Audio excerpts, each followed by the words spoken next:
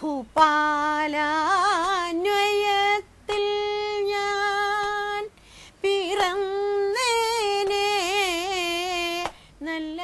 കലാരൂപങ്ങളുടെ പ്രാധാന്യം കുറഞ്ഞുകൊണ്ടിരിക്കുന്ന നമ്മുടെ ഈ കൊച്ചു കേരളത്തിൽ തിരുവാതിര എന്ന ഈ മേന്മയേറിയ കലാരൂപത്തെ മുൻപോട്ട് കൊണ്ടുവരികയാണ് 71-കാരിയായ ഈ മുത്തശ്ശി. തിരുവാതിര മുത്തശ്ശി എന്നറിയപ്പെടുന്ന മാലതി ടീച്ചർ തിരുവാതിരയെയും അതിന്റെ ചിട്ടവട്ടങ്ങളെയും കുറിച്ച് നമ്മളോട് പറയുന്നു. എന്റെ പേര് മാലതി ജി മേനോൻ. ഞാനൊരു ഹിന്ദി ടീച്ചറായിട്ട് റിട്ടയർ ചെയ്തു, ഹൈസ്കൂൾ ടീച്ചറായിട്ട് റിട്ടയർ ചെയ്തു. അന്ന് മുതൽ തിരുവാതിര എന്റെ മനസ്സിലുണ്ടെങ്കിലും അന്ന് കൂടുതൽ എനിക്ക് പ്രവർത്തിപ്പിക്കാൻ സാധിച്ചിട്ടില്ല. കാരണം ഞാൻ ഗവൺമെന്റ് സ്കൂൾ ടീച്ചറാണ്. റിട്ടയർ ആയതിനു ശേഷം അന്ന് മുതൽ ഇന്ന് വരെ തിരുവാതിര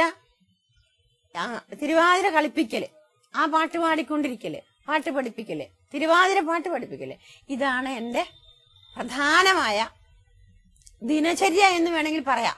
തിരുവാതിര അമ്മ എന്ന് ചിലവർ വിളിക്കും, പിള്ളേരെ യൂത്ത് സ്ഥലത്ത് മുത്തശ്ശി എന്ന് വിളിക്കും, തിരുവാതിര മുത്തശ്ശി എന്ന് വിളിക്കും.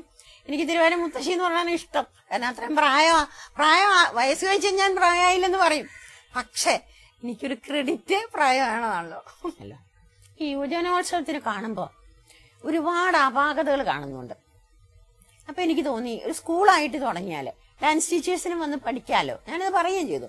നിങ്ങളിവിടെ വന്ന് ആ തെറ്റുകൾ മനസ്സിലാക്കി തിരുവാതിരയുടെ തനിമ നിലനിർത്തി പഠിക്കണമെങ്കിൽ ഒരു തിരുവാതിര സ്കൂള് വേണം, അല്ലെങ്കിൽ ശരിയാവില്ല. അങ്ങനെ ഒരു ആശയം ഉള്ളിൽ തോന്നിയത് കൊണ്ടാണ് തിരുവാതിര സ്കൂള് തുടങ്ങാൻ കാരണം.